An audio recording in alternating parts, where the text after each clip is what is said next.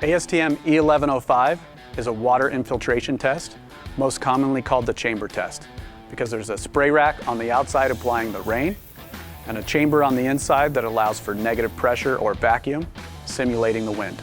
The best time to perform this test is at first install, to verify not only that the installation is performing correctly, but also that the unit being tested meets those performance requirements. A passing result means no water on the interior finishes during the test duration, and a failing result is easy to recognize because it's water that penetrates the system and reaches a finished surface. Now, the pros to this is you can know for sure that the window and the install were performed when a rain event occurs, because this simulates worst case conditions with the water and the rain at a specified level appropriate to your project and your product.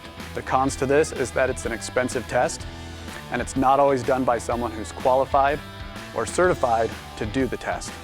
And when that happens, there's a lot of dollars involved and it can become a major negative for the project. So take full advantage of this by testing early and testing with a qualified agency.